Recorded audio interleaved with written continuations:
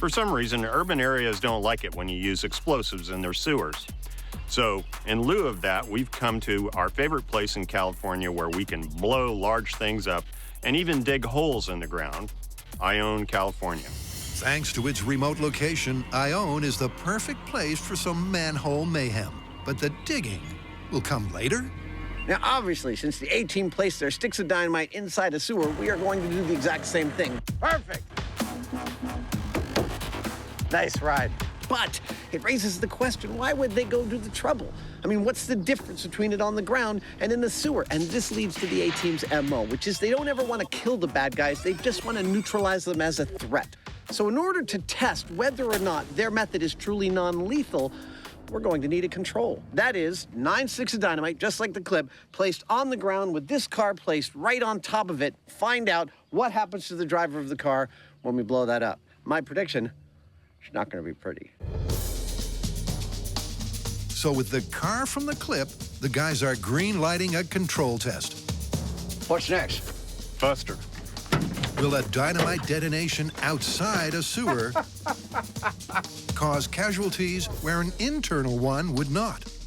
We want to find out whether our driver would have survived this blast, and if so, whether he was injured or not, and how badly. To do that, we're going to be putting sensors on his head, there we go, on his waist, and near his feet. And these sensors can record events down to the microsecond, which will tell us exactly what went on. Buster may be wired in the hot seat, Just remember, little buddy, this is going to hurt you a lot more than it hurts me. but he's not the only data device. Now, another reason the A-Team might have placed their explosives inside the manhole cover is to protect any innocent bystanders standing around. And that is a reasonable assumption that we would like to test, and that's what these figures are for. We've placed these 2 half-inch plywood cutouts at 15 feet and 10 feet from the blast to see how much damage they sustain in the control versus the actual experiment. And of course, on Mythbusters, innocent bystander is just another term for shrapnel catcher. With the plan coming together, It's okay, little buddy. next up is the explosive. For accuracy, we're using 9 sticks of nitroglycerin-based dynamite because that's what they used on the A-Team. Now, this is the first time we've used it because it's relatively unstable. It's shock sensitive, and that's bad. So we're going to take every precaution, and we're going to be safe. And speaking of being safe, that cigar, it's fake. Yes, made of chocolate. The guys are going that extra mile Say when. to make sure that everything matches the clip, Stop. with 2 exceptions.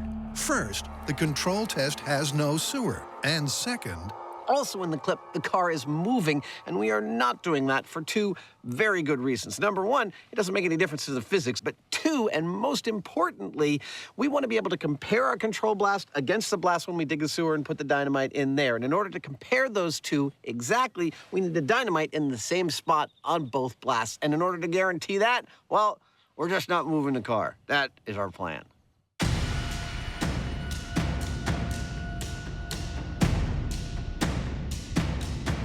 All right, sir. You ready? I'm ready. Okay. You mind if I take the first plunge? Knock yourself out. All right, here we go. This is A-Team Dynamite Test, the control. I've always wanted to do this. In 3, 2, 1.